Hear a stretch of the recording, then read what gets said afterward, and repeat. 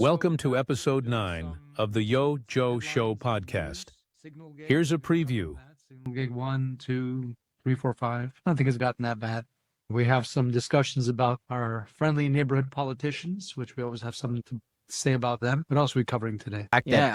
From the beginning, it seemed like Biden didn't want to run, but Jill was trying to force him to run because she was afraid of the Republicans prosecuting Hunter. So Jill was forcing him to stay in the race, even though it was obvious to Jill that he's basically and completely brain. He would know more than anyone else. And as ridiculous as it was when people started bringing up the obvious that if you have a bat virus in Wuhan, China, just literally down the street from the Wuhan Institute of Virology that's studying let me guess what they're studying. Oh, bat viruses. As the mainstream media were telling us. The most brilliant epidemiologist in all of history, the man who is science, nonetheless, himself, he is the definition of science, Mr. Anthony Fauci. So his fortune doubled to $15 million between early 2019 and 2023. So within 4 years, he doubled his investments, which within the same 4 years, where all of us struggled with the regulations that he put upon us due to COVID. Even traditional nuclear power reactors, there was no way we could bring them online fast enough. If we just said, okay, put one on every street corner, we still wouldn't be able to actually be ready to get the electricity we need for the computing power that we're imminently able to provide.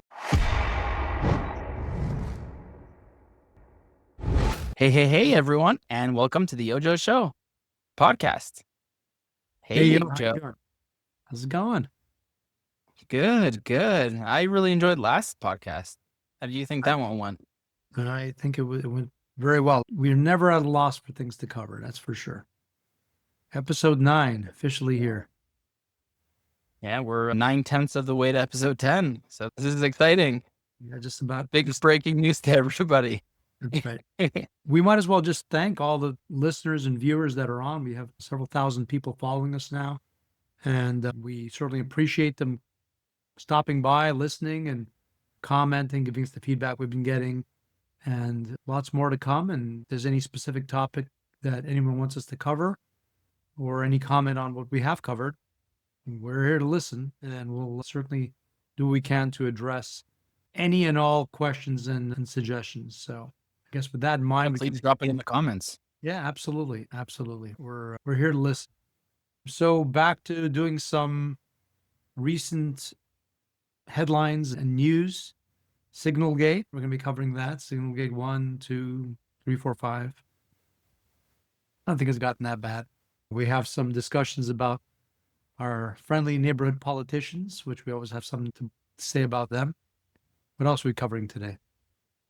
Yeah, the power consumption of AI and some funny cases on that regard. And then we also want to discuss some potential solutions for the extreme demands of AI, extreme energy demands of AI, and just how do we create a world with energy abundance, because energy abundance enables financial abundance, and that would be good for all of us. And then I think our last topic is the recent bromance between Iran and Saudi Arabia, or I would claim fake bromance, but we'll get into that as well. And like always, we have a happy ending. Yep. And I think we're going to talk a little bit about the explosion in Iran, about the port. That was a big deal. Yep. Caused a lot of carnage. That's, I think, left to be seen as to what all the details are about it, but we'll touch on it today. All right, so let's get this underway. First off, let's talk Signalgate. Have you been following at least the first Signalgate, or kind of, or not really? Oh, yeah. All along, I think a lot of people have been catching the various news agencies giving their slanted view, perhaps. There's a lot of questions as to what's really going on. So it's not just, I don't think there's just a straight answer. I think there are some questions we have, I think, in our minds as well. But shit does happen. But at the end of the day, we just want to make sure that clearly whatever is going on, that we get a grasp on who's to blame and how to fix it. Yeah, I think a good place to start is just to give people who aren't very familiar a little bit of a background, although it has been, especially the first Signalgate, has been extremely covered.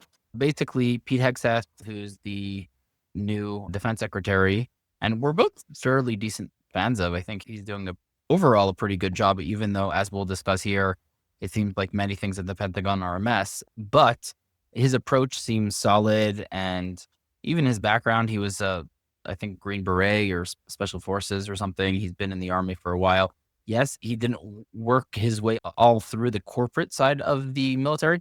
I'm fairly sure that the U.S. military, the bottom levels of officer NCOs, it's very meritocratic, but at some point you have to get like a Senate approved or something like that, and it becomes a completely political appointment. Yeah, unsurprising that those appointments could be problematic and people could be in those positions for many years. And typically the Secretary of Defense is somebody with very impressive background, usually meaning they were a great politician in the politics of the Department of Defense and the Army, Air Force, etc., as opposed to necessarily purely based on competence, just because at the higher ranks it is political positioning. So Hegseth, as an outsider coming in with a different point of view, he didn't get to those high rank political positions, but he does have a fairly decent military background. And he just seemed on most topics to be pretty straightforward. So the first Signalgate was they brought in a reporter, mistakenly added him, for a reporter from The Atlantic, to the conversation. This is a reporter who is a big critic of Trump and is behind a whole bunch of truthful and false Trump reporting that has caused Trump tremendous problems in the past. So let's just say Trump is not a fan of him. Neither is anybody else in the cabinet. But somehow he got added to the Signal group, in which Pete Hegseth and Mike Waltz, the Secretary of Strategic Affairs, was Waltz, and a whole bunch of other important ministers. They were discussing the then imminent attack on the Houthis in Yemen. And it fairly clearly said planes taking off now to attack Yemen. That is confidential, although the Secretary of Defense has the right of deciding the confidentiality level of any piece of material. So unsurprisingly, he basically made all of that unconfidential. But typically, that would be confidential. And as much as we like Hegseth and most of the other people in the group, but possibly Rubio as well, if this was a regular soldier who leaked these details, he would be sitting in jail. There's no way of putting it. And that's the kind of sad part of this. I can't really blame them for using Signal. It's actually on government phones. It's pre-installed as a secure communication app. Signal is one of the best end-to-end encrypted communication apps.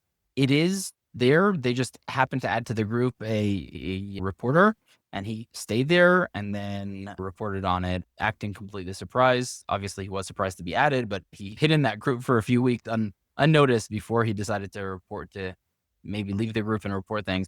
And that caused a tremendous hassle and a mess. And just, the Democrats were all over it. And rightfully, to be honest, again, it's even if they use Signal on a non-government issued phone, I wouldn't necessarily have an issue with it. Not everything can be discussed in a SCIF, which is the way extra secret, top secret information is supposed to be discussed, as in SCIF rooms or using special SCIF equipment.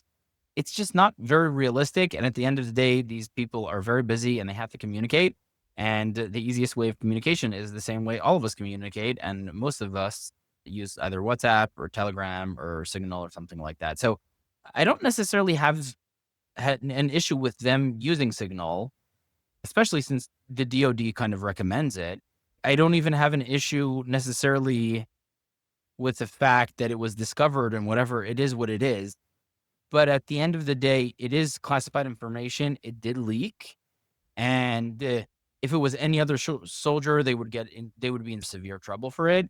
But because these, like we said, they're now especially political appointees. Also, it's like, should we fire the Secretary of Defense because somebody from his team mistakenly added a reporter to the WhatsApp group? It's hard to say so as well. It's a little bit of an awkward situation in every direction. I get it. I don't want to blame them. They communicate with everybody else. Expecting every piece of top secret information to always be discussed in a SCIF is not realistic either. So at the end of the day, this is realistic communication. They used it realistically. For some reason, some intern added this reporter's name and number, and that's what caused the issue here. So I didn't necessarily have an issue with it per se. I mostly had an issue with the fact that he basically just declassified it. And then they kept on saying it wasn't classified material. It wasn't classified material. And we listened to the hearings about it. And it's like, did they give the targets? No. Did they give the identity of the pilots? No. Did they give, there are a whole bunch of things that if you want to pick out, you can say, oh, listen, they didn't really, there was nothing really critical about this info. It wasn't necessarily classified. But at the end of the day, if this was a regular soldier, it would be considered top secret. It did have the details of an attack that was imminent on enemies. And if the enemies were to get that information on time, again, they added an American reporter, but theoretically, if they would have added a Houthi reporter, then the Houthis would know to prepare for that attack. So yeah, it's no matter how you take it, it just doesn't look good. It's a mess. And the weird situation is now there's basically another Signalgate. So Signalgate 1, okay, understood. A little bit of a mess, a little bit dirty to claim that it's not classified. And then since you declassified it, and even though traditionally it would be, etc. But it's like, I can understand both sides, because claiming that these people basically have to live in a skip because every word they say is top classification and top secret isn't realistic either. So in the US and in many militaries, there is an issue with overclassification. Many documents get overclassified for a variety of reasons. A lot of it is for these type of things. Like we saw Trump hold like Condoleezza Rice and a bunch of people's classification of the wait, weren't they in government or in politics last 10 years ago? But they have these classifications so they can get access to materials and then leak it to reporters. It's basically part of the spiel, part of the way the system works. Supposedly, the second situation, Signalgate, he shared additional details of another attack with like his wife and family on a Signal group. And it's, you already got caught once. Why are you making the same mistake twice? And also here, you're not discussing it. Aside from the reporter who happened to mistakenly be added, everybody else there had access to top classified material. They're all the higher echelon of this administration. So that's fine. Whereas here he's discussing it with his wife. Again, I don't really care if you are the Secretary of Defense and you authorize something and you discuss it with your wife, that's fine. But again, on Signal, and again, it was somehow leaked publicly, just looked like a mess. And then that comes with additional reportings of firings in the Pentagon. We'll get to those as well. But do we have a clip on at least the second Signalgate? We have a couple of clips. I would tell you just what I'd like to add is, so Pete Hegseth, the criticisms primarily about his confirmation were that he was insufficiently experienced, young guy, had some issues before. That was the narrative, right? And the counter narrative is that the military needed someone to come in and clean house to get the military back to deployment readiness and so forth, and have a tough army. And he seemed like the person for the job. He's an educated guy. He studied at Princeton University. He then became a commissioned officer in the, I think it was Minnesota Army, the Army National Guard. And he did have deployments to Iraq and Afghanistan. He did see actual deployments and knew what he was talking about. It's not like this some random person. But indeed, he probably didn't have the credentials or the tenure that typically they would and politicians would use to select someone for his position. And then, and if you're going to clean house, that's what you want. You want an outsider, so it's understandable. Yeah, an outsider that's can connect with the troops, so to speak. Also, he spent a number of years as a Fox contributor, and then about 7 years on Fox and Friends as a co-host. So again, people are looking at him and saying the guy is basically a television news pundit. He's on there, and then he's not a military guy, which isn't fair, because everyone that leaves the military has a life after that, and that's what he did. So these are the kinds of things that have been floating around, and it gets spun around in the media. Ultimately, the fact that they're using Signal, I don't think Signal per se was the problem either, because it's secured. It has all the things you would typically want for some of the sidebar conversations that they typically have to have. The stories that I heard regarding that reporter that was added, whether the reporter somehow was trying to intentionally get on there or what have you, clearly the issue was that it was apparently a different name with that phone number. So the person they thought was on the thread wasn't the reporter's name. So I wonder who they thought they were adding. Who was it that was supposed to be adding? Apparently there's a fairly large number of people that were in that group. So ultimately, one person, name that they thought was okay, but the phone number didn't match the name. So somebody somewhere in their phones had a mismatched phone number by design. Was it a mistake? So these are all important questions too. Did someone intentionally try to, and there was rumor that someone had intentionally tried to create this situation, okay, and to hurt the Trump administration and Pete Hegseth as well. And that's not a surprise because there's a lot of narratives basically saying if you're going to clean the swamp, so to speak, the swamp creatures are going to try to do what they can to protect themselves. Let's do the first clip, and which gives a quick sort of start to one side of the narrative, which is what we've been primarily saying, that, yeah, where there's smoke, there may be fire, and there may be things that are concerning, but they need more investigation. Let's take a listen. And by the way, Preston Stewart is, as you and I discussed offline previously, obviously very good at presenting what he knows, and he's really on the ball with this particular topic. Very successful YouTuber. I think maybe the second most successful, after Task and Purposes, second most successful YouTuber on military matters. He's been covering very closely the war in Ukraine and the war in Gaza. He's very professional. He's very objective. He always tries to give a good balance of reports, but he doesn't necessarily give a false balance, like we mentioned, could be problematic in previous episodes. He's awesome overall, and he's been doing great coverage of the peace negotiations between Russia and Ukraine, and the potential attacks on Iran, and the ongoings on a regular basis of the war with Gaza. Yeah, definitely recommend everybody to give Preston Stewart a listen. And this is a very small clip. It's about a minute long, but the important thing is he's not only knowledgeable, but he's very genuine, which I think is terrific. Yeah, he's also ex-military, so he has a background in the Army as well. All right, here we go. So the chaos of the Pentagon continues, and I'm going to be straightforward with you guys. I think everything I'm about to tell you is true, but none of it's verified. And the reason for that is that the Pentagon or the White House, when addressing any of these subjects, they just say, that's a fake news story. That doesn't exist. That's not real. It's a witch hunt to come after our people. And they don't actually push back on the claims. I don't know. We're stuck with a he said, she said. Nonetheless, in the last couple weeks here, of course, about a month ago, we had Signalgate, where the editor of The Atlantic was on that Signal chat talking about striking Houthi targets. Just about a week ago, we got news that 4 senior Pentagon officials have departed the Pentagon. 3 of them fired. 1, I guess, just moved on. But that's the chief of staff for Secretary Hegseth, his deputy chief of staff, a senior advisor, and his former spokesperson. So these are pretty front office senior officials that are all gone. On top of that, last Friday, we heard that those same Signal chat messages that made their way into the Atlantic were copy and pasted into another Signal group chat with Secretary Hegseth's friends and family on his personal device. We then got news. I'm losing track of all these things, if I'm being honest. And I think that's the sentiment. There's just so much being reported, how much of it's true and what's really going on.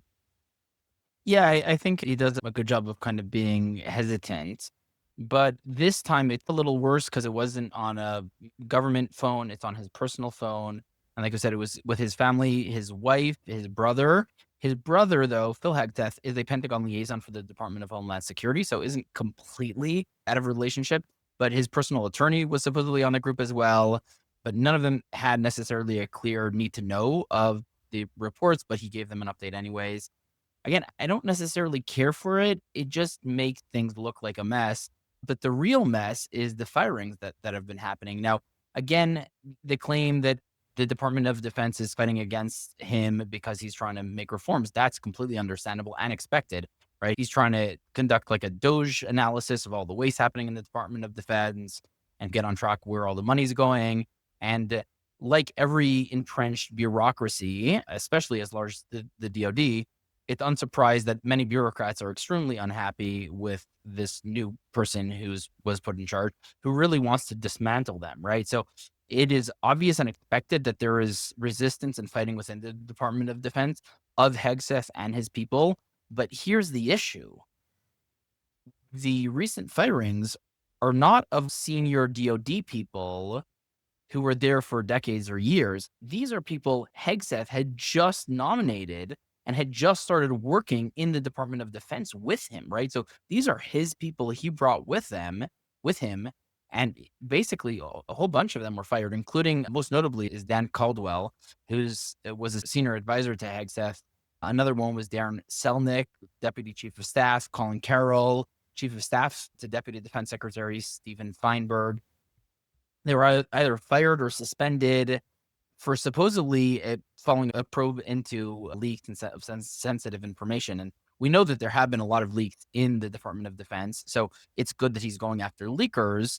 But again, it's a little worrisome that supposedly now we're supposed to believe that these leaks were coming from Hegseth's people directly, the people he appointed, his staff that were working very closely with him. So these aren't like long-time DOD employees that are entrenched in the bureaucracy and are trying to fight against the changes. These are his people. And if there's a lack of trust between him and his people, it doesn't look good, especially coming after the two previous signal gates we just mentioned.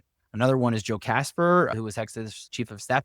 He wasn't fired, but he was reassigned to special government employee role, which basically is being fired without being fired. If any of you guys watched the TV show The Silicon Valley, which is phenomenal, they end up discovering that there's a place where these big conglomerates, these big companies like Google and Amazon and Facebook, where they send employees that they don't want to send. Sometimes termination could be very expensive for these companies, and there can be a whole bunch of clauses that can make it even more expensive for these employees to leave.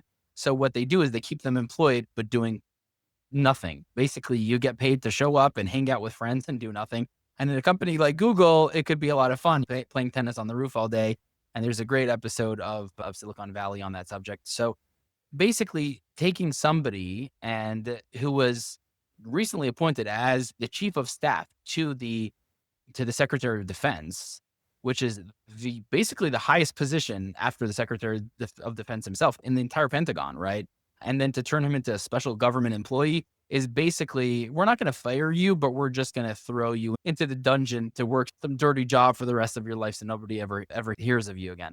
Hegseth denied firing him, and he praised him for his service. But again, if there wasn't something happening there, he wouldn't have been demoted so drastically. Other firings included Shoshana Chatfield. She was the U.S. military's NATO representative, and she was dismissed for loss of competence.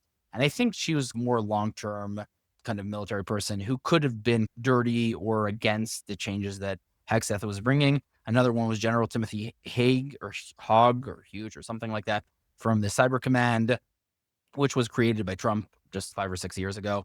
So yeah, along with Signalgate, all of these firings have just fueled a perception of chaos under Hegseth's leadership. Now, again, we were anticipating chaos because he came to disrupt the Pentagon and the Department of Defense, and that will not happen without chaos.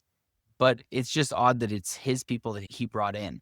And the really odd thing is we don't necessarily know exactly who's replacing each one of these staff that were fired, but we did recently find there were a whole bunch of LinkedIn posts from really young people, like 20-year-olds, like some 24-year-old with almost no background, who posted that they're excited to start a new job working with Hegseth in his office. And it seems like at least 2 or 3 super young people with like almost no relevant background or experience whatsoever may have just gotten the jobs of these people that were just fired. The people that were fired did have a good amount of background and experience and were fairly competent people. And it's just a little odd that he's bringing in these, if it is true that he's bringing in these super young candidates instead. So yeah, just a whole situation there is a little awkward, and it creates this connotation that the Pentagon is a complete mess under Hegseth. And again, that wouldn't be a bad thing if the elements fighting against Hegseth came from the bureaucracy of the Pentagon. It is a bad thing when it's coming from his own appointees and trusted people, experienced people, knowledgeable people who are there to help him make these changes. And now suddenly they're all gone, being replaced by like 21 and 24-year-olds with no experience and nothing. It's just, wait, what? No, absolutely. And so a lot of big question marks. The flip side of the argument, as we were saying, that there's 2 sides to it, right? So obviously one is the question as to what's really going on and how is it that the people that he brought in have now had to leave. But we know that there's forces at work trying to derail everything that they're trying to do. And one great example of this is the recent reporting by James O'Keefe with O'Keefe Media Group. For those that aren't completely familiar, he have found Project Veritas, which was notorious for going around with hidden cameras and talking with people in positions of power or connected positions and asking them the questions that they would not normally answer, not knowing that they were being recorded. When he was essentially forced to leave Project Veritas after a bit of a... That's a weird situation too, because he founded Project Veritas. It was basically his thing, and he got kicked out of it. It was almost like Steve Jobs founded Apple and then was fired from Apple. That ended up having a happy ending, and this O'Keefe situation is a little weird. I don't know the exact details of what happened in Veritas, but some big fight broke up, and There he was kicked out of that position before he created O'Keefe Media Group. So Remember, you can be a founder, but once you have a board and you have other people, Yeah. and for some reason they don't see eye to eye on how you're reporting and what you're doing. So they parted ways, and he started his own group, OMG, the O'Keefe Media Group, and it basically competes and does the same kinds of things that Veritas did when he was there. And again, they're very well skilled. He's a master at doing this. A lot of people hate it because no one likes being exposed when they're sharing information that they wouldn't otherwise want to disclose. But there was a recent sharing of one of these undercover investigations where, without a doubt, there's people within the government, within the Department of Defense, that hate Trump, hate everybody and everything that's connected to Trump. And obviously, individuals, if this is one example of the many people there and how they think, then we have to also understand that probably there's a lot of work being put in behind the scenes to cause more chaos and to destroy any efforts at dismantling the status quo. I'd like to play that next, and we can then opine on it. Here we go. This is from the O'Keefe Media Group. Nicholas Terza, he's Department of Defense branch chief, and he doesn't know that he's being filmed and recorded. Here we go. The same guy who tried to overthrow an election is just like truly setting us down a path of dictatorship. He's illegitimate. He's clearly immoral, breaking every norm. We're going to resist him. Everything he does. James O'Keefe here in Arlington, Virginia, in front of the Pentagon. The branch chief inside the Pentagon saying on hidden camera he's going to resist against Trump and Hegseth. Now, since President Trump was elected and assigned Pete Hegseth as Secretary of Defense, the DOD has faced a number of leaks in the past few months from employees inside the Pentagon. There's some type of deep state forces that want to make sure you don't stay there. They've come after me from day one, just like they've come after President Trump. I mean, I've gotten a fraction of what President Trump got in that first term. The Secretary of Defense, Pete Hegseth, has been going on media interviews expressing that there are people within the Pentagon who want to resist the president and hurt his policies. I know exactly why I'm here, to rip out the insidious ideologies and not compromise and not back down, to reestablish standards. And that's a small clip. It included some sub-clips from Fox and from C-SPAN. Pete Hegseth giving his response to basically what's going on. So what do you think as far as the counter argument or statements? I think it is true that Atlantic editor was a notable Trump hater, and he was behind some of the previous false accusations against Trump before.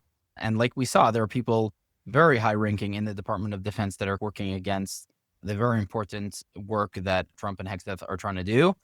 But again, just trying to say, hey, they're going after me like they went after Trump. Possibly, but the stories we've seen are a lot of screw ups on his side. So again, as much as we like him and we're trying to be understanding, at the end of the day, if it was a regular soldier, they would be completely screwed up if Signalgate 1 happened, let alone Signalgate 2. And then, like we said, the whole situation with firing all the staff he appointed just doesn't look good at all. And these people working against it, that's almost the obvious. That's what we were anticipating. It's sad. It's scary. These people are, I want to say, traitors. I don't know if they're traitors against the United States, but they're definitely traitors against the current president and the current Secretary of Defense. And we saw there was some other general or something who flipped over the pictures of Hegseth and Trump. She was unwilling to display it as customary in every military office, and Trump promptly replaced her. We also saw after J.D. Vance went to Greenland that the commander of the base in Greenland put up a whole post that she publicized to the entire base saying, we don't support Vance and what he stands for. And so again, it just standing up like that against your commanders is not something that's typically accepted in the military.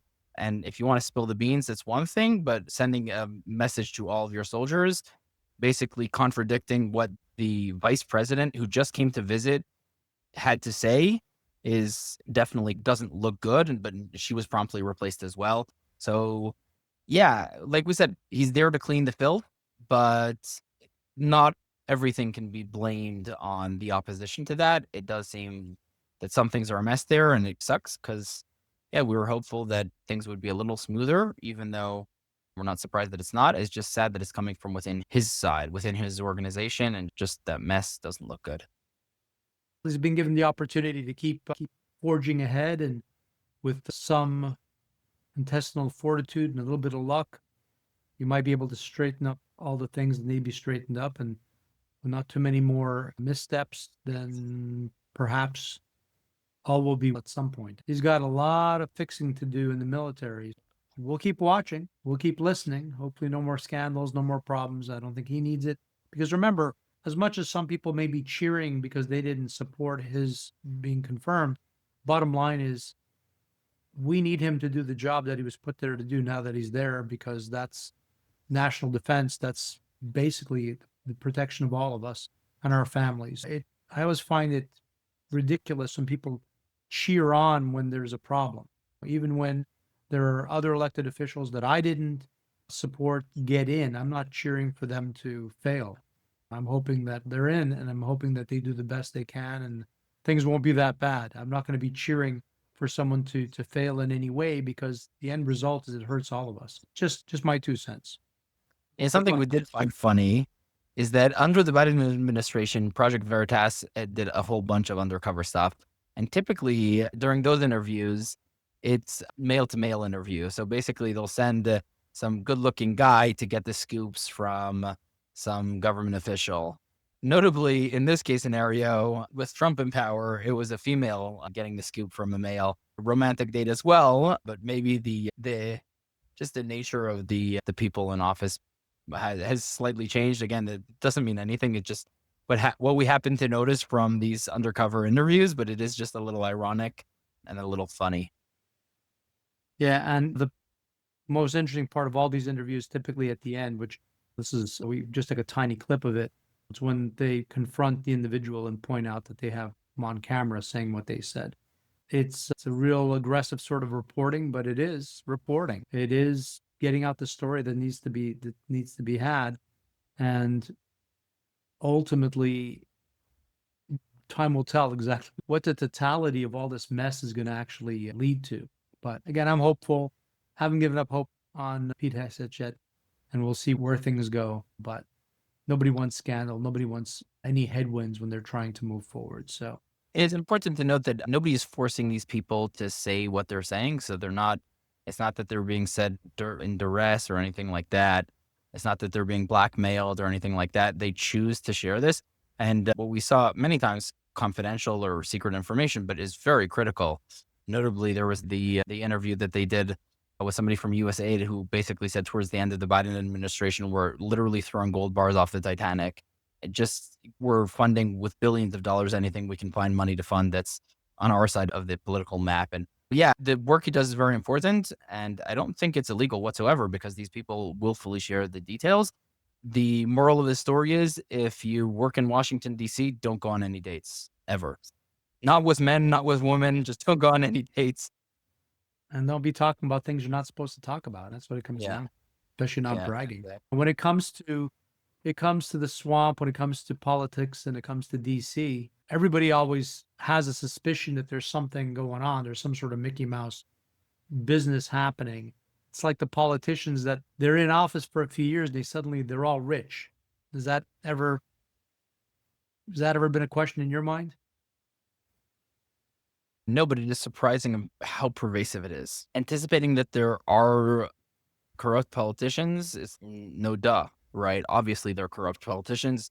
Ever since there were politicians, there were corrupt politicians. Likely, throughout history, the vast majority of politicians were extremely corrupt.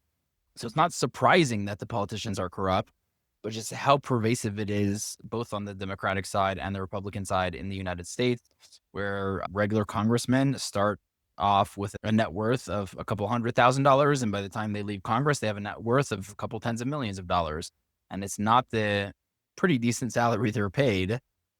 or other benefits that make They them. may just all be very skilled at investing. We have this clip from the Trade Farda social media, from which really it leaves you more questions than answers, but perhaps paints a picture that they're very skilled investors. You go into politics, you have to know how to invest. Let me put that up.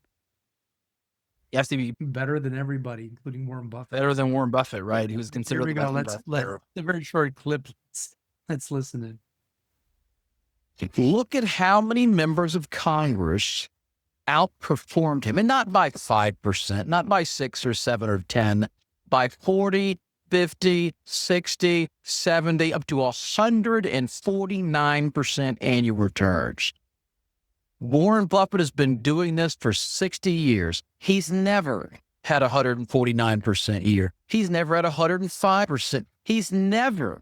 And meanwhile, we have half a dozen members of Congress buying stocks on their cell phones sporadically, outperforming the best year in the history of the best investor who's ever lived. We don't need Murder, She Wrote to crack this thing open. Clearly, they are cheating this stuff.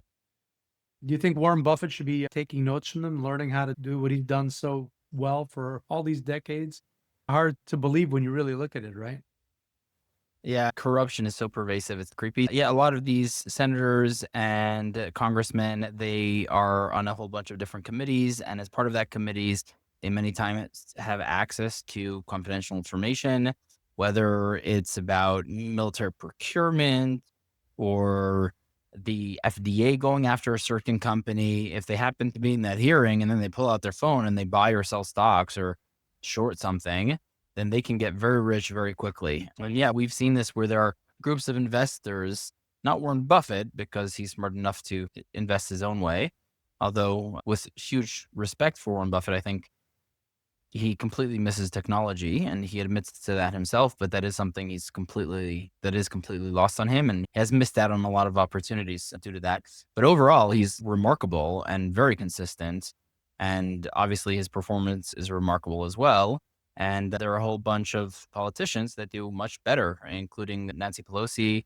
So there's like a whole group of investors that, instead of following Warren Buffett, basically follow the trees of these 30 politicians.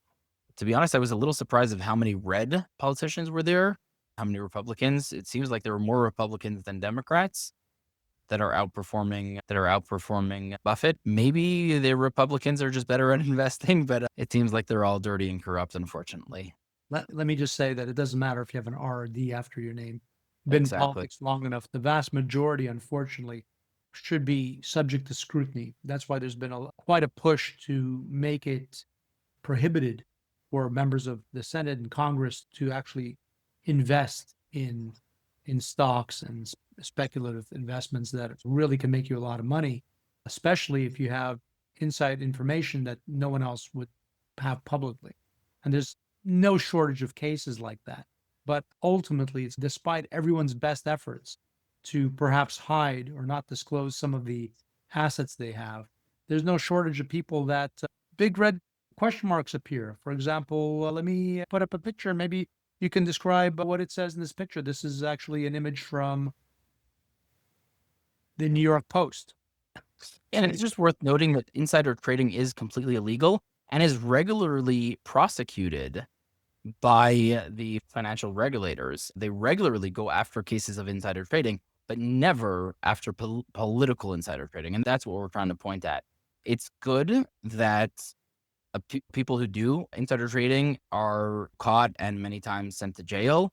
It's very sad that never are politicians hold responsible for the crimes that they commit. And like we said, there's no way that they're becoming so rich without committing crimes. And this example of this very dashingly good-looking man, as the mainstream media were telling us, the most brilliant epidemiologist in all of history, the man who is science, nonetheless, himself, he is the definition of science, Mr. Anthony Fauci. So his fortune doubled to $15 million between early 2019 and 2023. So within 4 years, he doubled his investments, which within the same 4 years, where all of us struggled with the regulations that he put upon us due to COVID. There was recent research in I think it was like Turkey or somewhere around the world, where they discovered that at least 50% or 45% of people who were sick with COVID, who died from COVID, turns out that they died from other diseases and not COVID at all. But this man was forcing regulations upon all of us and then apparently getting very rich along the way. So I don't know how you make $7.5 million in 4 years. I know he was paid very well, but still $7.5 million is a decent amount of money to make in 4 years if you're not a businessman and you don't run some of the most successful businesses in the world. If you're a politician and a quote unquote scientist who cares about the science and you're busy researching diseases, I'm a little surprised your net worth jumps so much unless you're doing some insider trading on some of the stocks, some of the vaccines, some of the companies who manufacture the vaccines and the medicines that you may recommend. So it does seem like, very unsurprisingly, this man, who I believe belongs in jail, although Biden pardoned him, surprise, even though Biden said nobody is above the law, he pardoned himself and Hunter, who is some of the most horrific crimes possibly documented, and Fauci, he obviously pardoned him as well for any crimes that he may have committed for 10 years. So it may be hard to go after Fauci, even though he definitely deserves to go to jail, not just for the $7.5 million he miraculously made, more so because he wasn't following the science. And then in the name of science, he was using science as a bat to beat the American people with into submission. And the American people hate him for that. And the amount of people who lost relatives, who lost loved ones, where they couldn't hug them, they couldn't kiss them, they couldn't say goodbye, even though the science was very obvious that even after the science became very obvious that it wasn't very dangerous for children. So why can't people's grandkids come? And it wasn't dangerous for healthy people.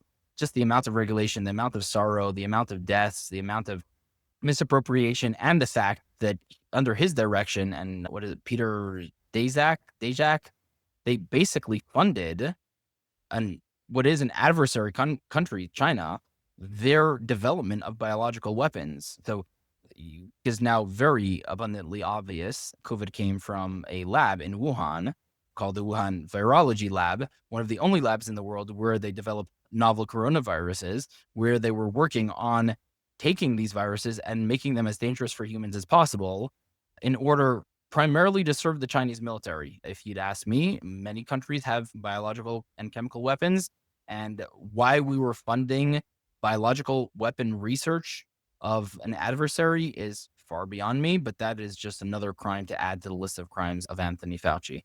What do you think of him? Yeah, I don't have much respect for him. In fact, because I'm older, there's a lot of scandal regarding the way HIV and AIDS was handled. A lot of fingers pointed how he mismanaged that as well, and people died. And then it continued on. National Institutes of Health, very high position. He was really one of the more important guys in government all these years. And clearly his investing skills are just as good as the rest of these politicians, it seems. And you mentioned, about accountability. Martha Stewart, you may or may not recall, it's been a number of years, she was arrested and did jail time by her obstructing or interfering with a federal investigation on insider trading. But she wasn't a politician. She was a celebrity, but they went after her to set an example. But they really haven't gone after the politicians. But it certainly begs the question as to how all these individuals made all this money. And certainly many of the decisions made during COVID that came from Dr. Fauci, even though he has denied a lot of these issues, there's no shortage of videos online that have him talking and saying the things he says he didn't say and the orders he says he didn't give. And there was so much more that could have been done. And you mentioned about the United States. It's not just the United States. So many other countries followed in the footsteps of whatever the U.S. was doing. The politicians followed what Dr. Fauci was recommending because they believed he would know more than anyone else. And as ridiculous as it was when people started bringing up the obvious that if you have a bat virus in Wuhan, China, just literally down the street from the Wuhan Institute of Virology that's studying let me guess what they're studying. Oh, bat viruses Could there be a chance, just a small sliver of possibility, that this could have been a virus that came from the lab and people were deplatformed, taken off social media, were scolded by their family members, were told that it's ridiculous that they're not following the science and listening to Dr. Fauci. And we know obviously now, yes, indeed, it pretty much is a foregone conclusion. That's where it came from. The other ridiculous stories that they made up as some exaggerated excuse as to how in the world somebody got the first case of this virus unrelated to the lab is just so preposterous. But we had to try to accept it because that's what's being shoved down everyone's throat. Yeah, and it's worth noting that this lab, like I think it's a category 4 research lab, there are only a few of them in the world, and the security and safety measures are typically extremely high. This one was reprimanded multiple times in the past for not keeping things safe and not following procedures and regulations for such research lab. And 2 weeks before COVID officially broke out, some of the employees magically got sick with diseases that fit perfectly COVID-like symptoms.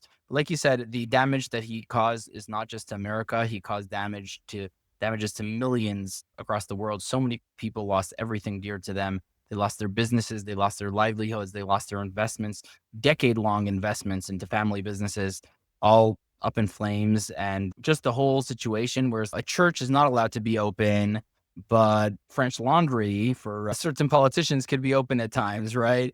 Or your local supermarket, God forbid, is not allowed to be open, but Walmart, of course, can be open, right? So just a whole bunch of things where so many people were screwed over. People were arrested for taking jogs on the beach with masks on, even though it's impossible to catch COVID doing a jog on the beach with nobody around, right? And if anything, improving health was the one thing that we did see. Almost everybody who died from COVID had severe deficiencies in vitamin D, etc. And then the fights they did against other potential cures for the disease, when it was pretty obvious that there are medicines that can treat it, they decided to announce that there are no possible treatments for COVID because that way they can authorize the vaccines using the Emergency Act. And it was so dirty, it was so corrupt, and it destroyed millions of people's lives, millions, decades of investments just down the drain. And he smiled all the way to the bank, basically.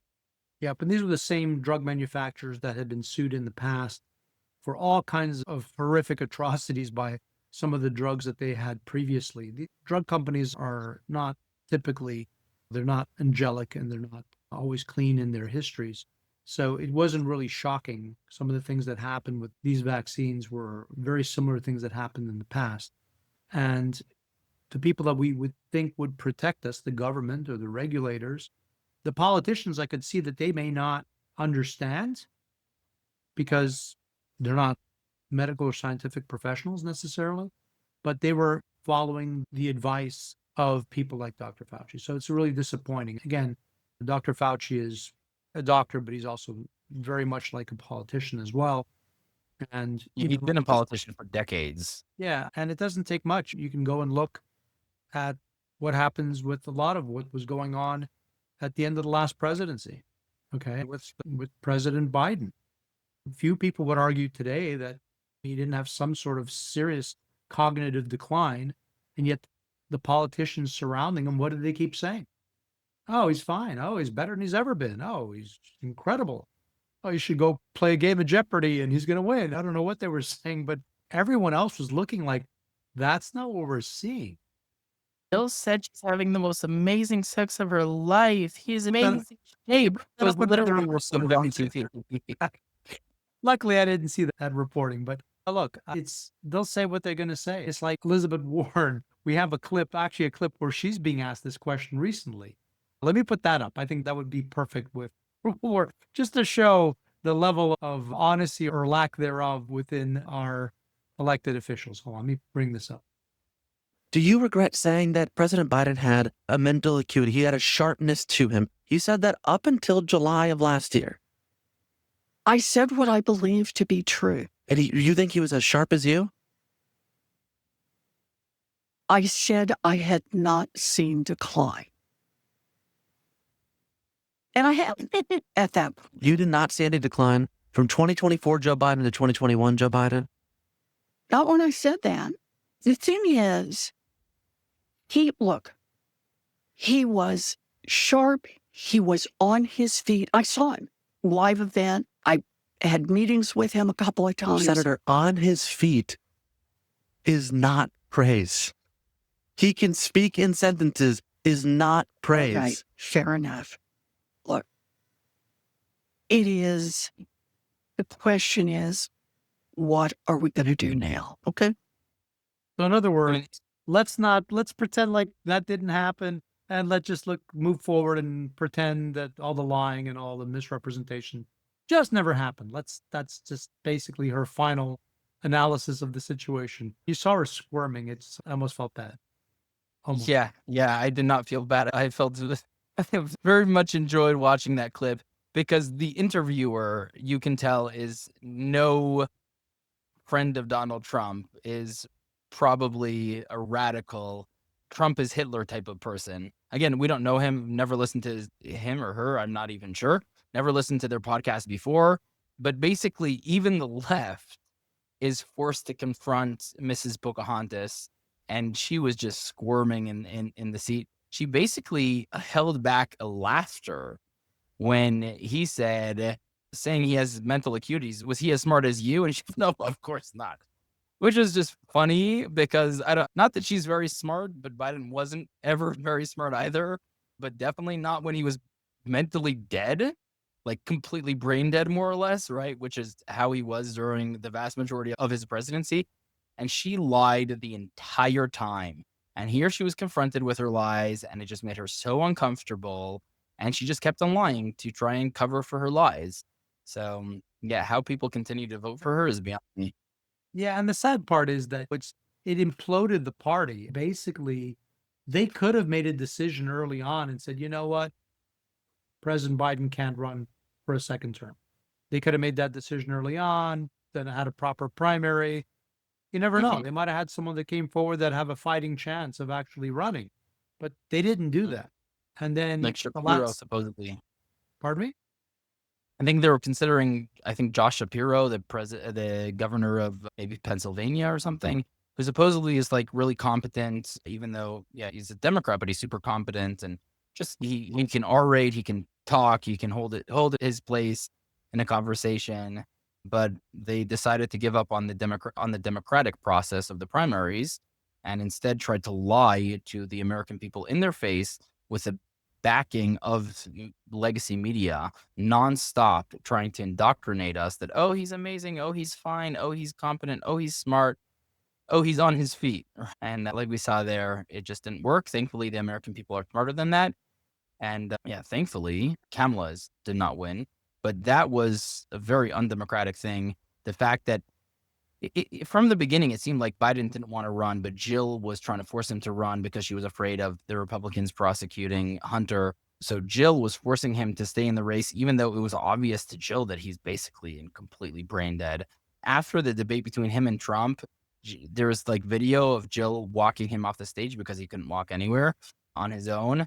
And oh my God, you did such a good job. I am so proud of you.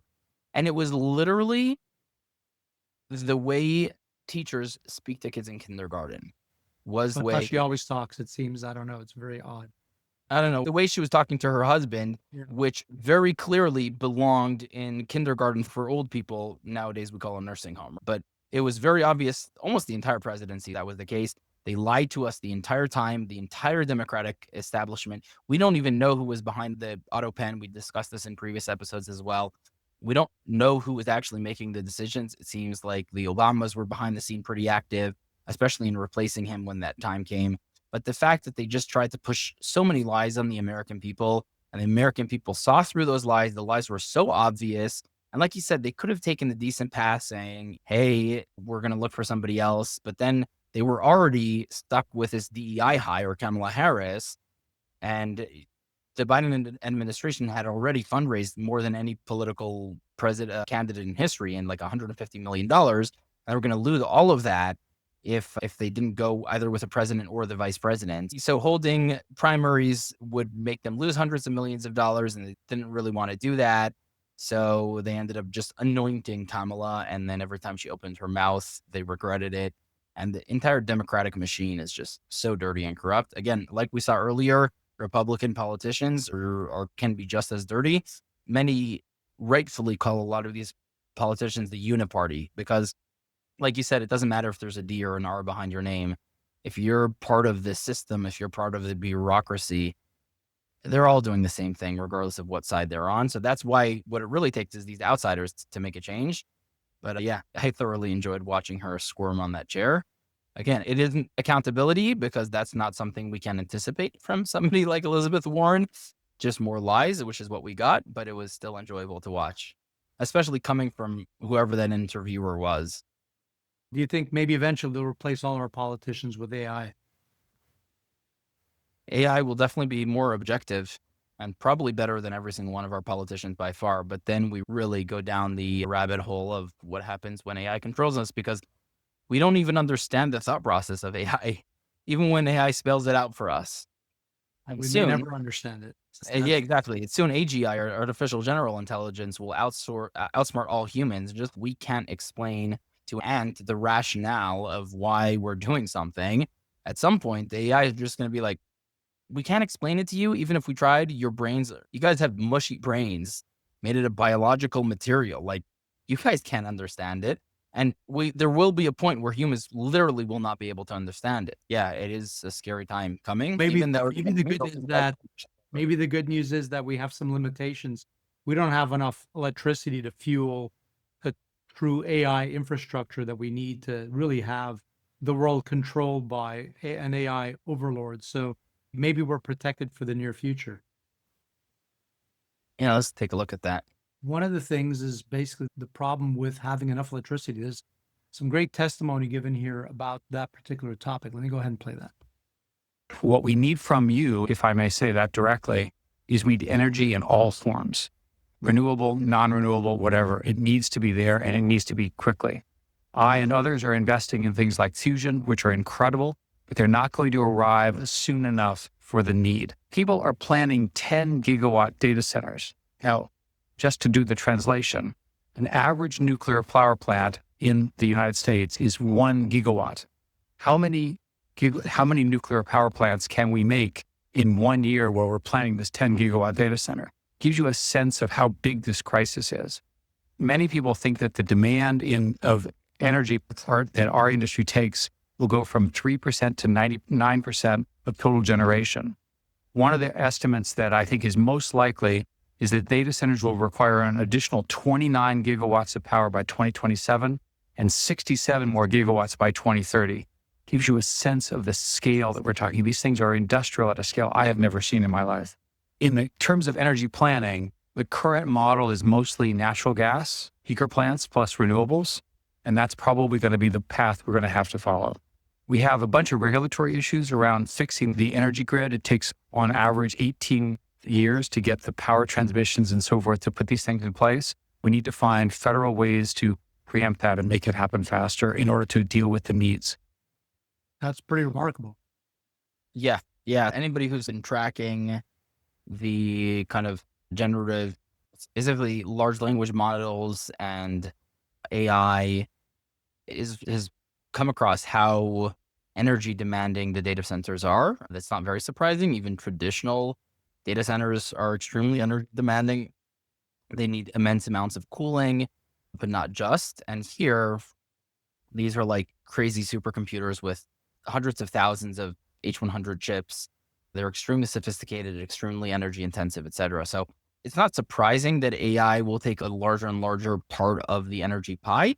The question is, how do we find solutions to that? I think a very interesting, a very funny anecdote we came across earlier was the fact that Sam Altman mentioned that it's a little bit of a problem that people are so polite to ChatGPT because it's costing them tens of millions or hundreds of millions of dollars because the extra tokens it takes for the AI to read what you write, for those extra words, please, thank you, if you don't mind, etc. And then for the AI to be kind and back to us, it obviously has to write in a very professional and friendly way. It has to be very generous to us as well. The tokens that it takes for it to read what we write, just those extra words of being of politeness, thank you and sorry, And then the extra tokens it takes for it to be polite for us adds up to tens of millions of dollars in energy consumption. So it's a little funny, but this kind of very much coincides with what we just heard from Eric Schmidt, one of the founders of Google, to just the magnitude of the kind of energy demands that we will see coming. And he did mention investments in fusion, and we'll get into a short explanation of what that is. But what are your thoughts on the issue, Joe? No, this is something that's been circling around for some time now. The requirements of electrical power for these data centers are just beyond what we're capable of doing. There's all these, what we forgot is that all of the things that we're moving towards, including electric vehicles, now maybe electric airplanes and eVTOLs, as we've mentioned in the prior episode, ultimately, the reality is we're going to need a lot of electricity. And we just don't have a way to even supply it and generate it. And like he points out, even traditional nuclear power reactors, there was no way we could bring them online fast enough. If we just said, okay, put one on every street corner, we still wouldn't be able to actually be ready to get the electricity we need for the computing power that we're imminently able to provide. So that's a big sort of question mark that has to be answered. And one of the answers potentially is alternate types of power generation that we're not currently using. Yeah, I think the issue with traditional nuclear is not that it's dangerous. It's actually extremely safe. It's safer than using coal. Yeah, it's actually remarkably safe for nuclear energy, even though people perceive it to be very dangerous because of 3 Mile Island and Fukushima and Chernobyl, etc. Even though these situations haven't killed that many people and may have caused expensive damage, but still overall in the long history of energy produced by traditional fission nuclear energy, it's very low compared to any other source of energy. So the amount of people that die in coal power plants and in oil power plants, those things happen as well. And not to mention the mining of those materials. There definitely are solutions. The problem with traditional nuclear isn't the safety. We're obviously not using anything. The last nuclear disaster in the United States was 3 Mile Island, and that was very old. Chernobyl was an old Soviet design, and that was very old. The modern systems, like what France uses, like what the kind of the newer systems in the US, the UK is now in the process of building a new nuclear reactor. They're extremely safe.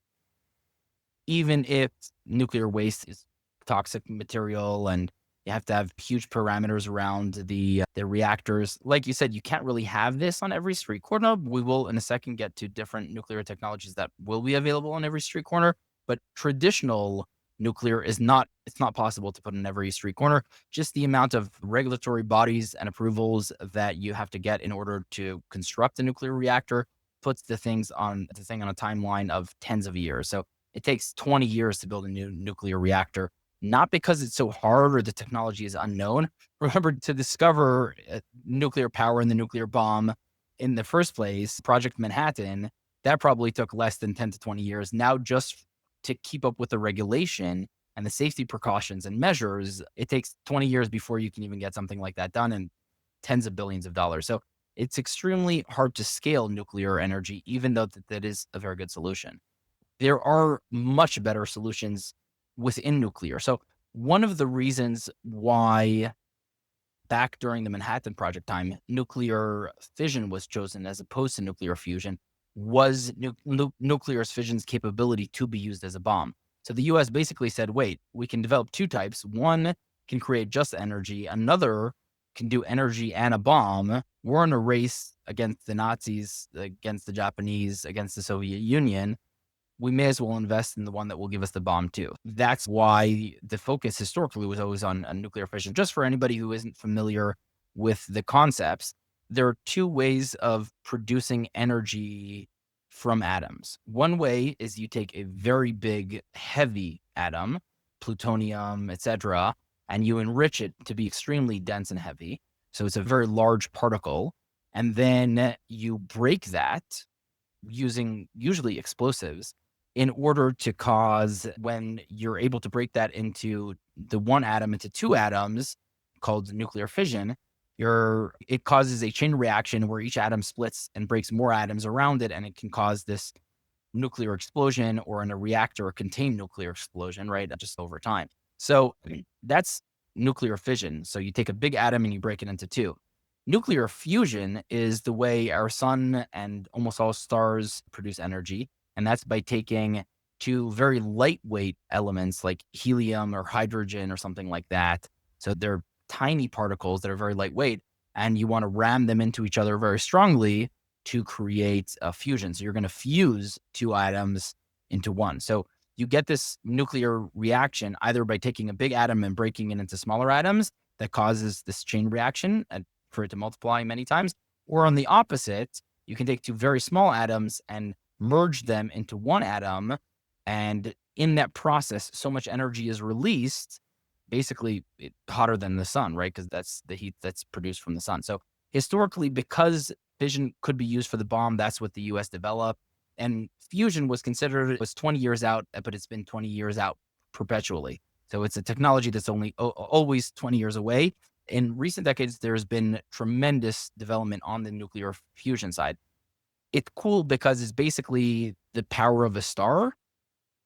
And because you're not using very heavy elements, right? You're not using radioactive elements. So there's nothing radioactive about nuclear fusion, which is cool because you don't need all of the protection for radioactivity. You don't have to worry about the kind of the materials that the waste, etc. And you can literally distill hydrogen from water, right? So the supply is endless. We can make as much energy as we want. But the problem is we've been able to ram these atoms and have energy fusion. It's hard to do so while also capturing the energy that happens in that split-second explosion, right? So there's tremendous energy, but it's very quick, and it's hard to harness that in a usable way. So a huge accomplishment in that regard happened probably 2 or 3 years ago when the National Ignition Facility in the US was able to have a milestone called ignition, which means that they were able to produce or harness more energy than it took to run the test. Now, it took 2.05 megajoules, and they were able to produce 3.15 megajoules of energy. So even though it only lasted a split second, and it isn't an effective way yet to produce ongoing power, they were able to show that it's possible to harness more energy that you put into it, which makes it viable theoretically as a power source.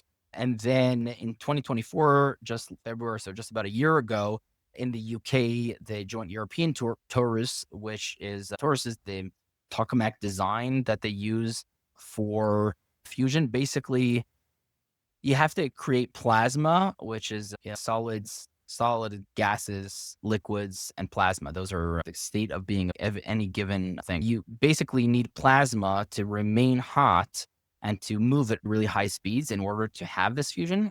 So the traditional design is called the tokamak design, which basically just looks like a donut, like a huge donut. And it's all made with electromagnets to force the plasma away from the walls so it can continue to move. And then you either use lasers to compress it, or you use other magnets. It's very complex, but you're trying to get this kind of really condensed beam of matter, and you're trying to get them to fuse. So the jet out of the UK, they were able to generate 69 megajoules of fusion energy over 5 seconds using a tokamak. So the previous test in the US in 2022, they were able to produce 3.15. This one in the UK, they were able to produce 69, although I don't know if they were able to harness it. So there are a lot of developments now happening, especially there are a lot of private companies. There's an MIT spinoff called the CFS, which is Commonwealth Fusion Systems. They're developing a private system named ARC. There are a whole bunch of companies, a bunch of which are out of the United States, General Fusion in Canada, Renaissance Fusion in France, Proxima Fusion in Germany. And then obviously the Chinese have a company called Energy Singularity. So there are a whole bunch of private companies now starting to develop it because it can just be this magical solution for endless supply of energy that isn't radioactive. So that's very exciting. The problem is like we said, it's 20 years away perpetually. Now it doesn't seem like it's 20 years away perpetually, but before it starts benefiting us in a realistic matter, it's probably at least 10 to 15 years away. And now the fact that there are these tons of startups that are developing this basically in garages, not really garages, just like hardcore working on it is very promising. And we're seeing huge developments and progress in this industry. Like Eric Schmidt mentioned, fusion is very promising, but it is still very far away. It's not realistic to solve the immediate needs that we need for AI. ChatGPT was the fastest growing technology in terms of adoption. The speed that technologies are adopted. We have the phone and the refrigerator and the TV and electricity in homes, and it takes decades or many years. ChatGPT was adopted radically fast. And this is becoming more and more popular. And the more we use these AIs, the more databases we will need. So yeah, the most relevant solution, in my opinion, is probably a combination of two new technologies that are coming out, not with fusion, rather with fission. So fission is the traditional nuclear way of taking a big atom and breaking it in two.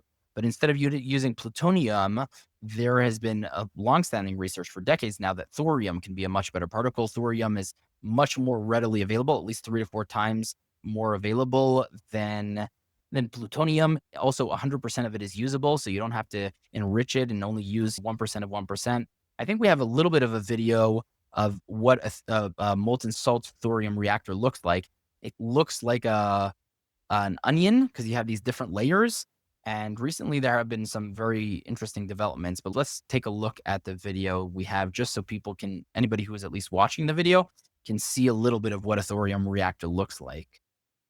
But there's a different type of nuclear technology using molten salt and thorium, which can eliminate many of the problems that commercial nuclear power plants of today are riddled with. To understand how molten salt nuclear reactors can be so much better than current reactor designs, let's compare how traditional nuclear power plants work and contrast that with a molten salt reactor design. In the core of a traditional reactor, where the energy is created, solid nuclear fuel is placed in a series of rods. The fission reactions take place here. The fuel traditionally is uranium-238 with a tiny amount of uranium-235, only about 3 to 4%. This is the fissile part.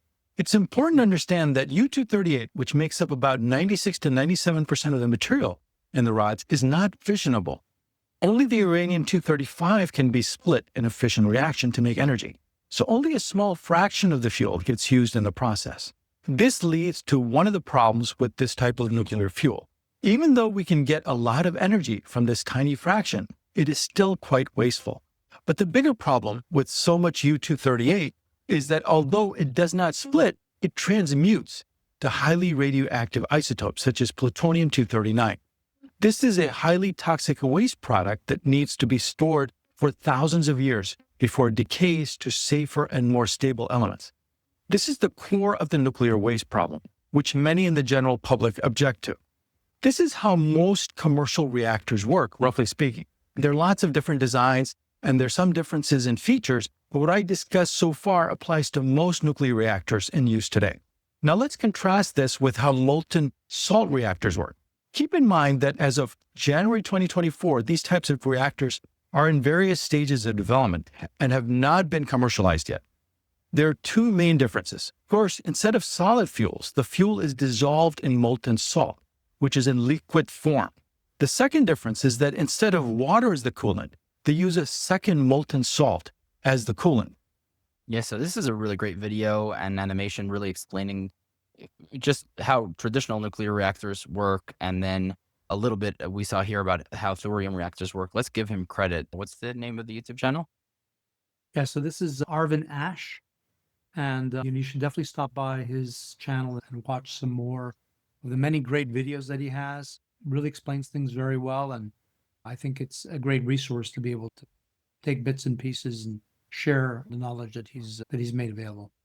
And those animations are phenomenal, and the fact that he went to Scandinavia and he visited Copenhagen Atomics facilities, yeah, really respect. He did a really great job there. So for anybody who watched or for anybody who was listening, these molten salt reactors that use thorium, basically they look like an onion with a layer of molten salt that is used for cooling, and then either regular water or heavy water. And then you have the molten salt with a thorium kind of inside of it that has the nuclear reaction and causes the heat, and that heats up the water in the core, and that's what's used to create energy. The cool thing is that it's basically self-contained, which means if there is a disaster and let's say power runs out to the cooling, like what happened with, I think, both Fukushima, power ran out because of the earthquake, and in Chernobyl, power ran out as well, and suddenly things overheat, and then you have this nuclear meltdown. This is impossible with thorium reactors because there are tanks at the bottom that store the thorium, and the minute it overheats, it's just designed in a way where the excess heat opens up a valve, and then all of that thorium goes down to the tanks at the bottom and is safe. Plus, thorium isn't very radioactive, so it's super efficient, super convenient. And the coolest part is you don't have to deactivate the nuclear reactor when it's time to change the fuel. So in typical reactors, you have to take out the fuel rods and the other rods as well, the controlling rods. But you have to take out the fuel rods to replace them, and you have to basically almost redo a large part of the nuclear reactor. Here, there's none of that because you can actually live switch, because it's a liquid. The thorium is a liquid salt, basically. You can have that while the reactor is working. You can have part of the salt come out and some of this new molten salt come in, so you can replace the fuel without having the downtime. So it's much safer. You don't have the radioactivity issues really. It's self-contained, which means even if there's a disaster, it will basically turn itself off in a safe way. So that is a very promising technology. Recently, there were developments out of China. They recently tested and successfully built in the Gobi Desert, out of all places, a thorium reactor. I think is like 20 megawatts. And supposedly now they're in the process of building one that's like 100 megawatts or something, like drastically more powerful. And in a recent test, they were able to do this hot swap where they replace the fuel while keeping the thorium reactor active. So according to like recent research, it could be that the Chinese are like 10 to 15 years ahead of us in thorium. They're doing very well on that front, and that is a little worrisome as well. But this technology as a whole is very promising, and it is coming much sooner than we can expect. Fusion nuclear reactors. Another very promising technology that is related is SMR, so small modular reactors. And the idea is, instead of trying to make this huge reactor facility that's the size of an entire community and this huge building, it costs tens of billions of dollars and super hard. Even if we just use traditional fission, let alone thorium, if we make it super small and condensed and also self-contained, where it can cool itself if there are any issues, and much smaller. And if we can basically mass manufacture it in a production line, then when you need a lot of power, you can basically stock a whole bunch of these next to each other and have a lot of power. Or you can have, like you said earlier, on every little street corner, you can have small reactors. And that's very promising. And it's especially promising when you combine that with thorium, because then you don't have to worry about the radioactivity or anything else. So yeah, I think this is very promising. All of these will enable huge energy abundance in addition to solar and batteries and some degree wind. Yeah, what do you think energy abundance will be able to provide humanity? Because historically, we've seen that the best times for humans, the best growth in human history, are in places and times when there's an abundance of energy. So how do you think that this change can change the world? Just put things in perspective for people hearing about nuclear energy and going, that's a horrible thing. I live in Florida, and we have 2 nuclear reactors here, not far from where I am, that Florida Power and Light derives electricity from. And these are conventional reactors. And basically, in order to be able to support the newer technology, the quantum computing, all the AI that we're looking to do, we're going to need more electricity. There has to be a solution. Otherwise, we can't advance, and we won't even be able to maintain really the needs that we have now. This is a great example of a factory in China, which is actually one of those dark factories. Dark because it doesn't need lights. There's no need to have lighting because there's no humans that are there manufacturing anything. This is a great little clip I'm going to put up right now. This is the Xiaomi manufacturing facility. They unveiled a factory that basically makes 1 phone per second running 24/7 and no production workers. This is a clip shared by Evolving AI. You may want to visit their social media platform to take a better look. But For those that are on YouTube or Rumble, what you're seeing right now is a factory with no human beings in it, and it makes phones. There's no sound, so anyone that's trying to listen in, there's really no sound, but there's some interesting visuals. And this is the future of manufacturing for many products. And again, the more we have AI running the robotics and taking care of manufacturing, the more electricity we're going to need. And it's the demand's going to keep increasing. The real solution is to find a better way of generating the power that we need. Yeah, and we've mentioned in the past that there are these dark factories, but seeing a video is pretty cool. But like we've mentioned previously, everybody's like, how can we bring production to the United States? It would be so expensive. Again, if a factory is just mass producing phones without human touch, raw inputs on one side and a finished product on the outside, why does it need to be in China? Like, why can't it be in the United States? The labor costs are completely irrelevant at that point, and you don't even need humanoid robots. But yeah, I'm just curious how realistic this factory is. And at the moment, phone manufacturing is very labor intensive. I wonder how much of this is real versus some stunt video by Xiaomi. But the time when this is the norm is coming pretty rapidly. Yeah, one way or the other, the future is coming. So I think that we have to prepare for it. That's really the message here. So ultimately, one way or another, next few years, we're going to have to find a way of generating enough electricity to meet the demands. Ultimately, I think that's one of these things we're going to keep watching, keep talking about. Before we end this episode, I think one of the things we wanted to at least touch upon was the massive explosion that happened in Iran at the port. And Bandar Abbas is the name of Yes, the city where the port is. Correct. Let me put up a video from that because I want to make sure we at least talk a little bit about it. It's certainly important that we take that as one of the talking points today. And Yeah, especially since we're discovering energy. At the moment, the vast majority of energy for the world comes out of the Persian Gulf. So any flare up there can be relevant for the price of energy around the world. Thankfully, the United States, due to fracking, is fairly energy independent, but it does affect the rest of the world and all the goods and services we receive from there. So let me go ahead and play the clip first. Yeah, go ahead. In fact, you know what? We'll do it without any sound. We'll be able to keep talking as we play So I'll it. just give a little bit of a background. Historically, Saudi Arabia and Iran are bitter enemies. Reason predominantly is actually two reasons.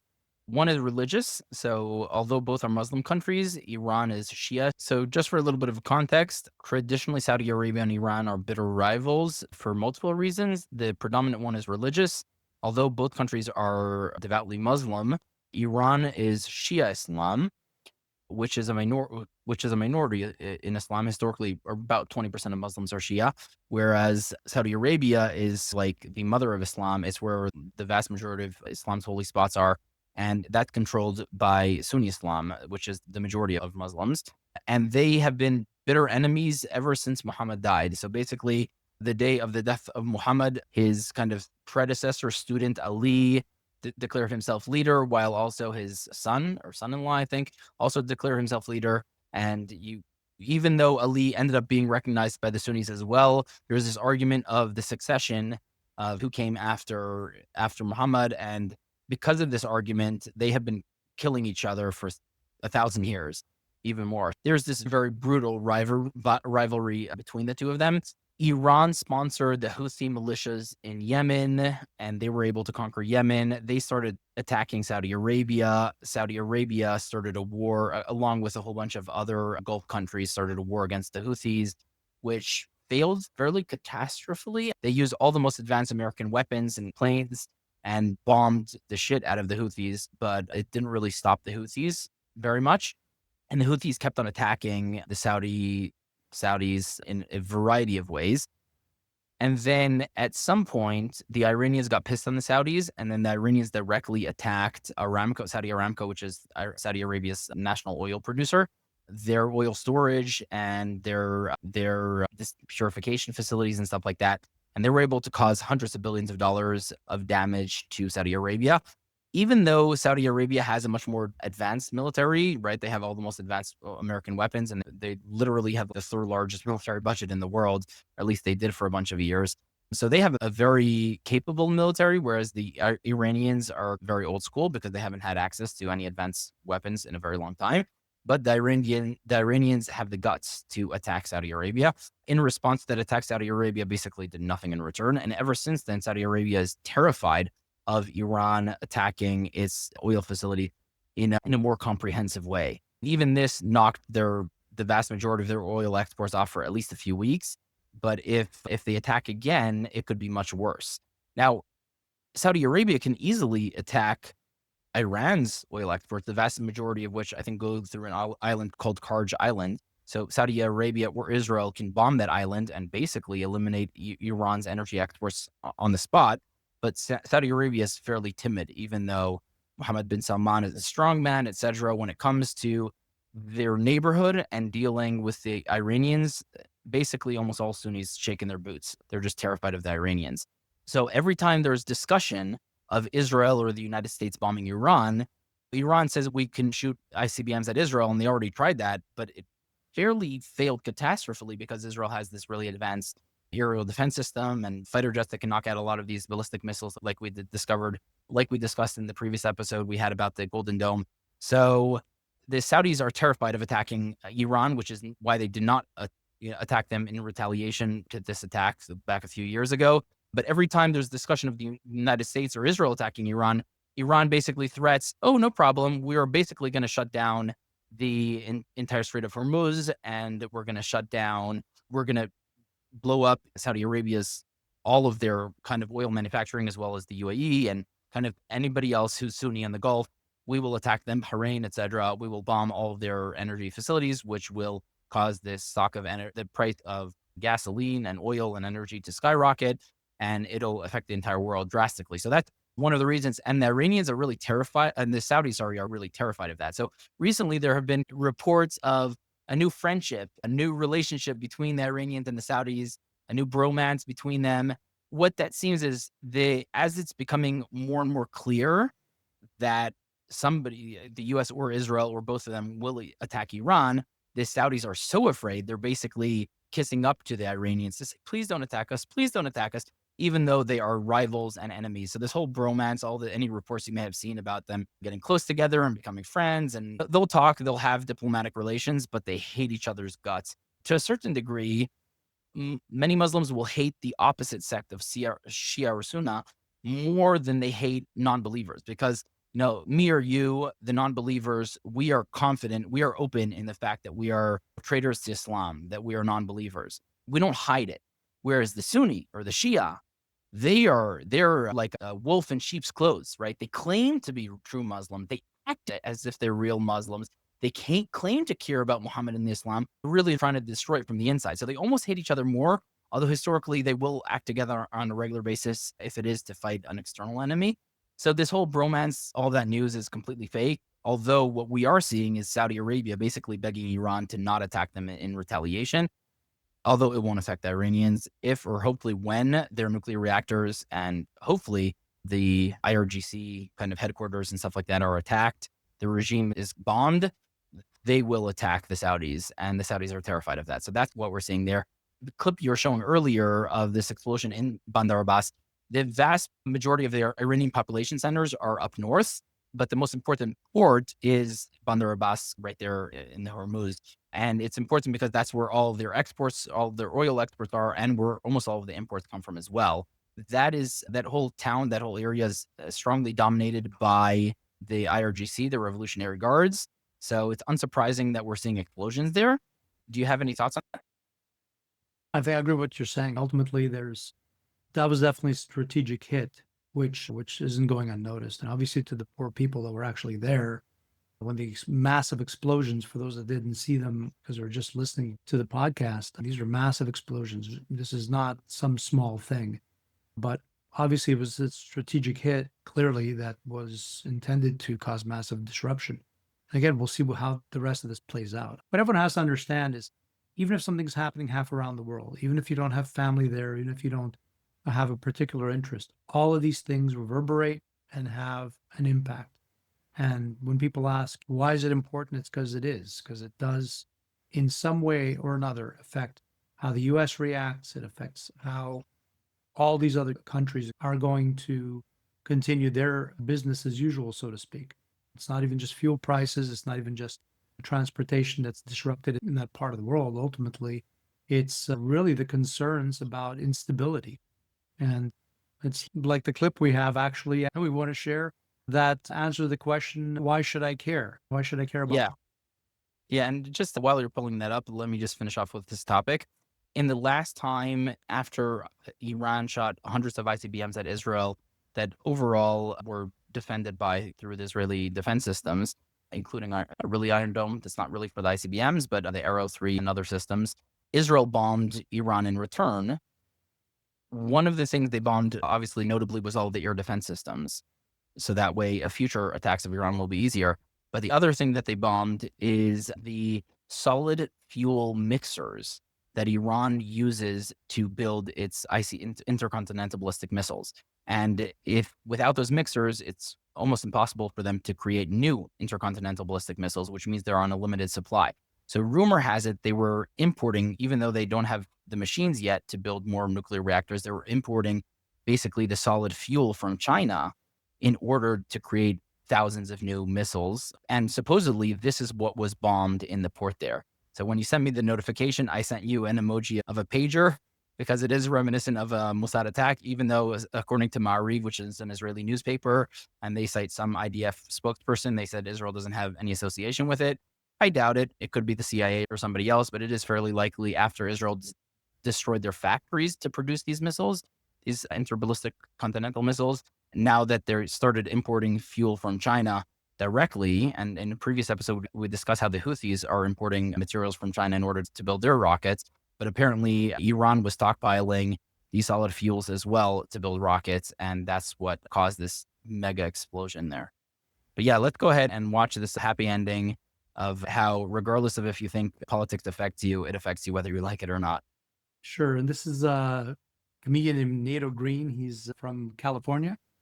He's, I believe, somewhat of an activist. He has a lot to say when it comes to politics, and that's his shtick. But I'm going to play this, and we all got to do some thinking about what he has to say. So if someone pushes back and says, I'm not interested, I don't really want to know about politics, maybe they need to ask themselves the same questions he's asking with the statements he's making. Here we go. Some people don't want to talk about politics. They're like, NATO, why do you got to talk about politics? What do politics have to do with me? I'm not an immigrant or a black person or a Muslim or a Jew or a gay, lesbian, bisexual, transgender or a woman or an old person or a young person or a student or a union member or artist or journalist or scientist or public employee. I don't breathe the air or drink the water. I don't live in a coastal region that'll be affected by sea level rise or an arid region that'll be affected by drought or fire. I don't like chocolate, wine, or coffee or other commodities that will no longer be available due to climate change. I'm not mentally ill, pregnant, disabled, or currently being shot at, so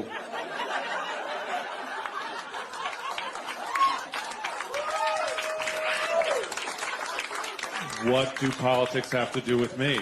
Yeah, I think that's very on point. What do politics have to do with me? It affects our lives whether we recognize it or not. We can be oblivious to politics, but it doesn't mean it won't affect our lives. Absolutely. On that note, we're here to talk about it, and we'd love to hear everyone's feedback. I think that's a wrap for this go around. Yeah, and thank you for joining us for episode 9 of the YoJoe Show podcast. Thanks, everyone. See you again next time. Bye, Yo. Good night, Joe.